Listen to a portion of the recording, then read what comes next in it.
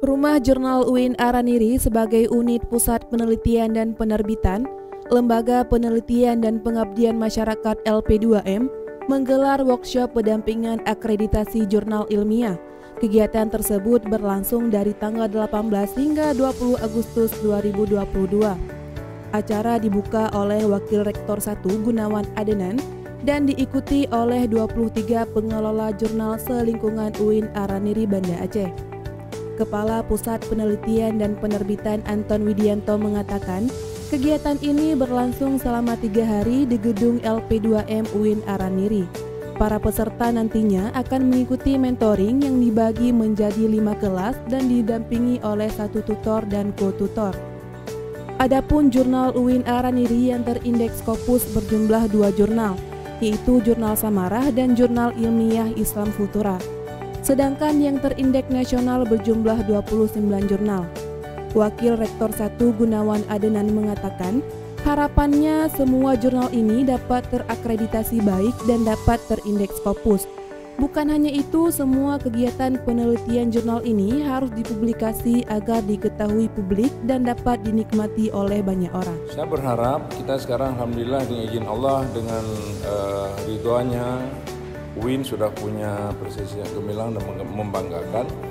Dengan keluarnya jurnal kita menjadi jurnal terindeks Scopus kedua, pertama Samarah, kemarin Islam Futura. Ini luar biasa dan saya berharap sisanya yang 20-an itu lagi akan segera dapat mengikuti jejak abangnya yang sudah Scopus. Jadi rencana workshop pendampingan akreditasi jurnal ilmiah hari ini adalah mengarah ke sana. Jadi untuk menapaktilasi perjalanan 2 jurnal kita sudah 2. Dan dalam hal ini kita selangkah lebih maju dari Indonesia. Indonesia baru 1, terindeks Scopus kita sudah 2, alhamdulillah. Dan sekarang ini berbicara jurnal juga. Kenapa? Karena kegiatan jurnal itu tidak bisa dipungkiri adalah bagian dari inline, bagian sangat terintegrasi dengan prestasi akademik itu sendiri. Nah, kita banyak menulis misalnya, kita banyak buat penelitian, banyak melakukan kegiatan-kegiatan teaching, learning sebagainya. Kalau tidak ada publikasi, nah dunia tidak akan dapat share faedah dari kita, dunia tidak paham, tidak tahu apa yang sedang kita lakukan. Maka ini menjadi penting. Nah, dengan ada jurnal kemudian akan banyak nanti juga citasi.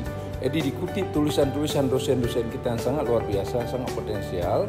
Lalu kemudian banyak dikutip tulisan-tulisan ide-ide brilian dosen-dosen kita semua. Insya Allah juga nama baik UIN akan diterangkan.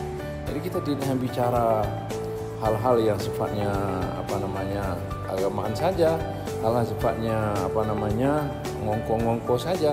Tetapi lebih kepada how to live our legacy behind. Bagaimana kita meninggalkan legasi kita, terutama legasi ilmiah kita kepada umat. Untuk Araniri TV, Safira Maulidia melaporkan.